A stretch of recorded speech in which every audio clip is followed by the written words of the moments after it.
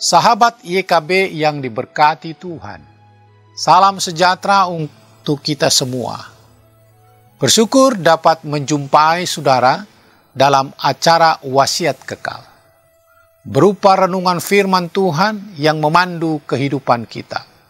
Saya, Pendeta Guntur Silaban, dari Gereja Kristen Injili di Indonesia, GKSIA, anggota PGIW DKI Jakarta.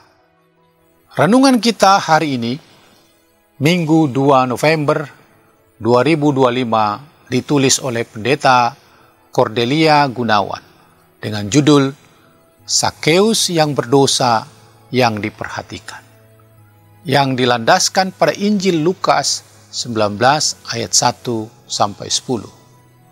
Dan nats yang akan menjadi pusat perenungan kita adalah Lukas 19 ayat 7.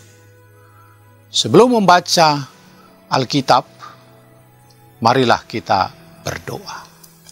Ya Tuhan, kami menyerahkan hidup kami dalam perenungan ini. Kiranya Tuhan memberkati, buka hati pikiran kami, memahami firman-Mu dalam nama Tuhan Yesus. Amin. Sahabat, saya akan membacakan untuk kita Lukas 19 ayat 7. Melihat hal itu, semua orang mulai bersungut-sungut. Katanya, ia menumpang di rumah orang berdosa.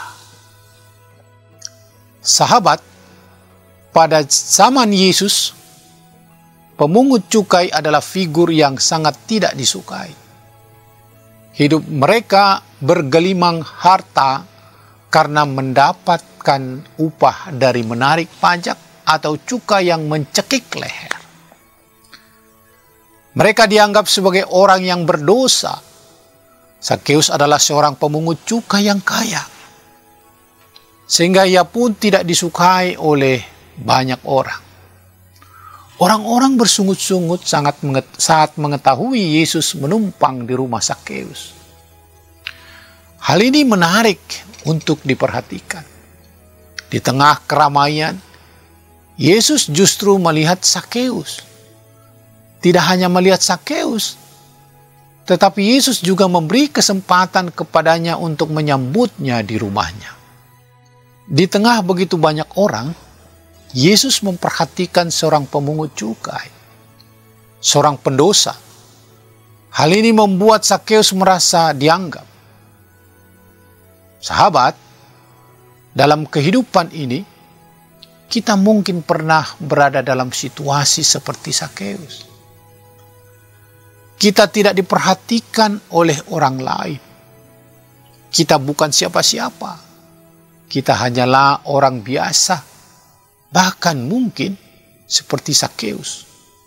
Kita adalah manusia yang penuh kesalahan dan dosa. Saat kita merasa tidak berharga dan tidak diperhatikan, ingatlah kisah Sakeus. Sakeus seorang pemungut cukai yang dianggap berdosa, tetapi terlihat dan diperhatikan Tuhan di tengah kerumunan. Demikian pula kita. Sebagaimana Yesus memperhatikan Sakeus, Tuhan juga melihat dan memperhatikan kita. Tuhan selalu memberikan kesempatan kepada kita.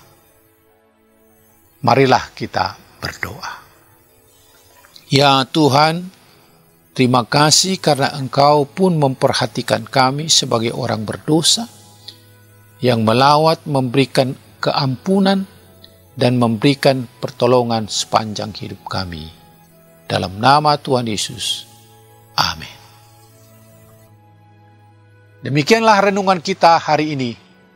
Jangan lupa subscribe, like, dan bagikan kepada sebanyak mungkin orang.